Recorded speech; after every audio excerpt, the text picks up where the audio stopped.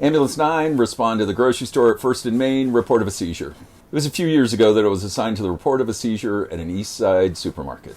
Not a big deal, right? This is a call I've run several times per week. It's probably a seizure with history. That's all one word, seizure with history. Find them post-ictal, transport them to the hospital, and they're waking up about the time that we get there. No problemo.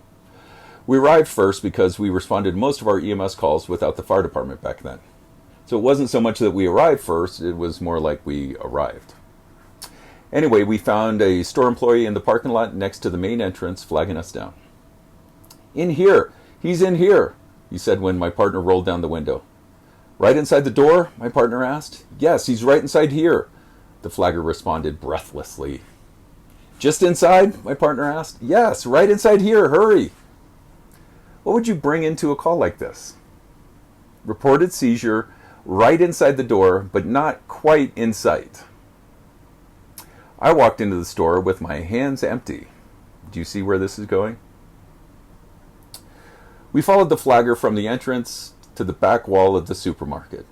Then we turned right and walked the entire length of the store's back wall. Then we went through a door. By this time I was feeling rather uncomfortable. I'm not smart, so it takes a while for bad situations to make themselves obvious to me. Anyway, through the door there was a long flight of stairs leading upwards. We climbed the stairs and walked the length of the store's back wall again, but in the opposite direction. Now I am definitely uncomfortable, but I don't see a way to correct my error.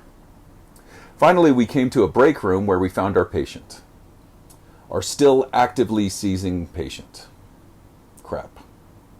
"Go get everything," I whispered to my partner. Long story short, I stood around like a dickhead until my partner got everything together and rescued me.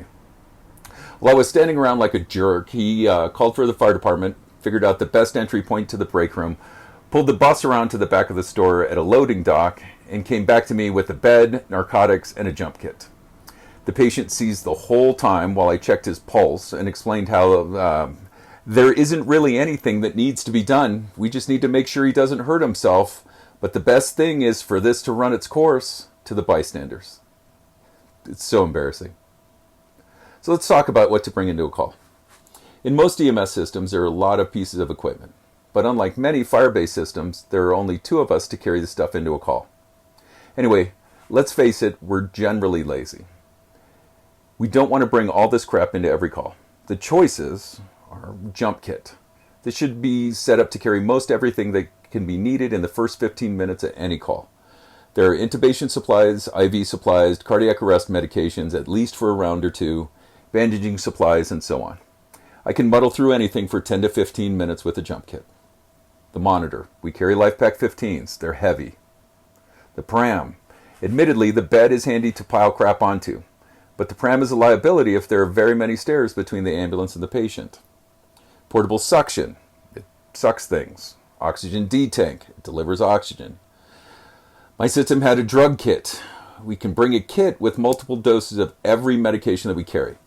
That way I can screw around on scene for hours instead of just 15 minutes.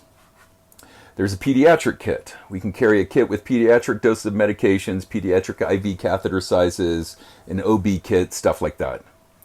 Narcotics. Many systems have narcotics in a separate box from the jump kit for security. It's normally locked in a compartment of the ambulance. IO drill. Some systems have the IO drill in a separate kit. It doesn't fit into the jump kit easily.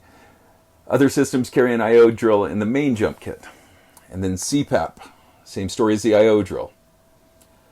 There are probably other options, but those are the general choices of what to carry into a call. So, what do you bring into a call? It would be nice to be able to bring everything into every single call, but let's face it, that doesn't happen. There are only 2 of us in my system, and we need to strike a balance between being able to handle whatever we find and being loaded down like a mule. I picture the salty old mule that belongs to an old gray-bearded prospector with the brim of his hat folded up in front, with boxes lashed to his bowed mule back. He's named Dagnabbit. I think Dagnabbit is a great name for a prospector's mule. Dagnabbit. One point that needs to be made right off the bat is that dispatch information we receive is probably not right.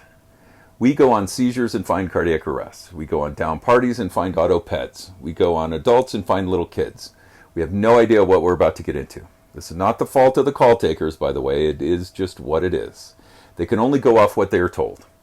What they are told is apparently blatantly wrong in many cases. Another point is that we need to balance our equipment needs with the need to get an ALS provider in front of the patient as quickly as possible. Most people don't want the most educated and most experienced provider taking the time to load equipment onto his or her back like a mule named Dagnabbit. Get the ALS provider in front of the patient with enough equipment to do their job, but without taking extra time to load up with unnecessary accoutrements.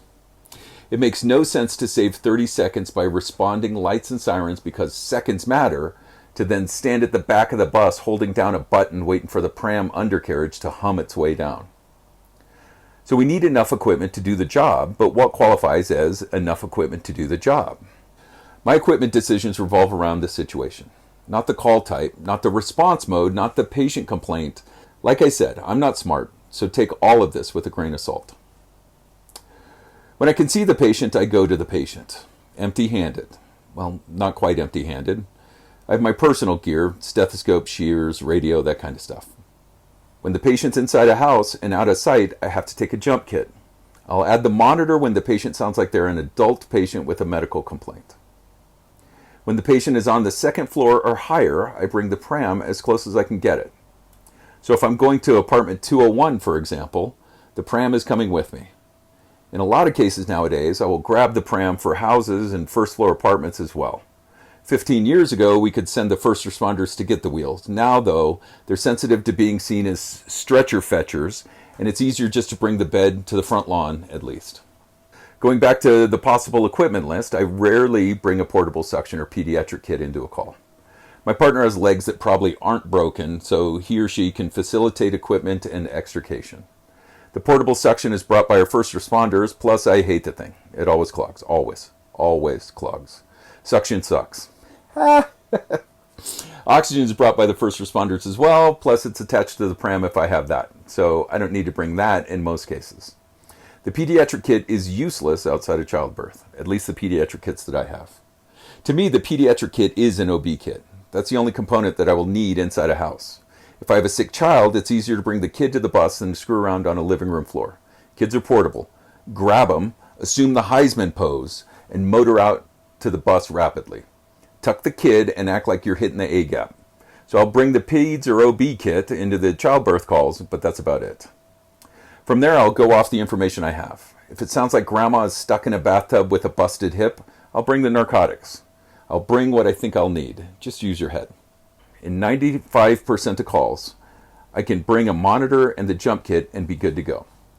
In 95% of those cases, I don't really need either, but I make sure that I don't base my future equipment choices on past equipment needs. I've realized that it's part of my job to bring stuff into the call, just in case, that I won't need. That's okay. I'm content with that. The last point is to use your head. If you think you will probably need something, bring it. EMS equipment is like a sidearm. It's better to have it and not need it than it is to need it and not have it. Let me know what you think, especially if you disagree.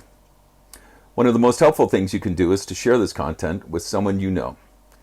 Click over here on this side for another video, or click over here on this side for the channel page and all videos. Subscribe is down below. Make sure and hit that. I'm Angry Bill. This is Pre-Hospital Wisdom, and until next time, stay safe.